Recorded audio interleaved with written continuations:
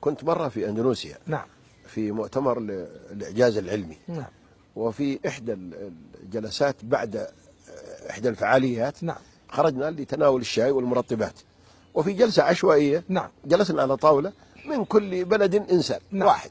كنا 8 أشخاص، وكنت أنا بزي السعودي. نعم. فأردت أن أستغل هذا الفراغ وتكلمت قليل. نعم. فعرضني أحد الجالسين قال: أنت من أي بلد؟ قلت: من السعودية. فقال لي كلمة يعني صعبة، قال لي قلت: خير، ايش في؟ قال: أنتم في السعودية ما تحبون النبي صلى الله عليه وسلم. اللهم صل عليه وآله. فطعنني في الصميم. كيف ما نحبه بأبي وأمي هو صلى الله عليه وسلم؟ والله إن أحب إلينا من كل شيء إلا ربنا. اللهم أي نعم.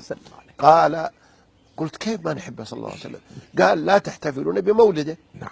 في مولده صلى الله عليه وسلم العالم الإسلامي من أقصاه إلى أقصاه يحتفلون. أي نعم. إلا أنتم في السعودية يمر عليكم هذا اليوم يوم عادي، ما كأنه مولد النبي صلى الله عليه وسلم. قلت له: تقبل النقاش؟ قال: تفضل. قلت: والله الذي لا إله غيره ما منعنا من الاحتفال به إلا محبة، لأننا نحبه. قال: كيف؟ قلت: اسمح لي. قال: نعم. قلت: هذا الاحتفال الذي تحتفلون به اي نعم، هل هو طاعة لله أم معصية؟ طبعا ما يقدر يقول معصية. قال: طاعة لله. قلت: طاعة تتقربون بها إلى الله ترجون برها وترجون أجرها؟ قال: نعم.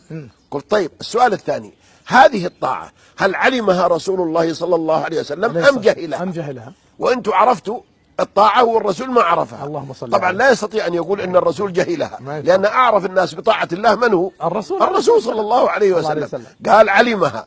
أي. قلت: السؤال الثالث، هل بلغها لأمته أم كتمها؟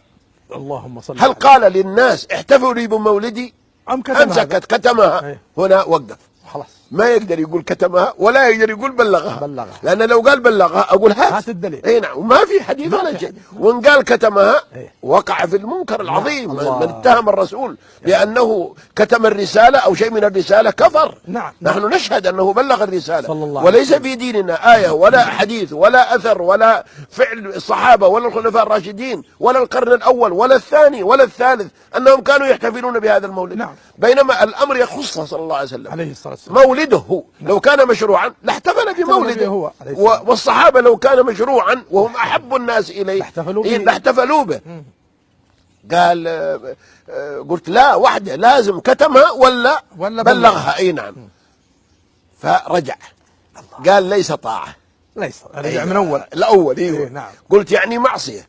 وأنتم تحتفلون بمولده لتعصون الله لأنكم تحبونه. نعم. قال: لا هذا بدعة حسنة. أيوه. قلت: بدعة حسنة؟ ما في بدعة حسنة.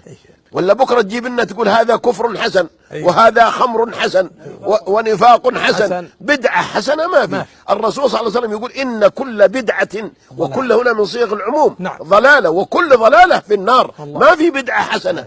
أي نعم. قال: نحن ما نقول فيها إلا خيرا. قلت: إيش تقولون؟ قال: نقرأ شيء من السيرة ونقرأ بعض المدائح النبوية، وأحيانا نحظى بالحضرة النبوية. قلت: الحضرة النبوية إيش؟ قال: يجي النبي صلى الله عليه وسلم يحضر الاحتفال.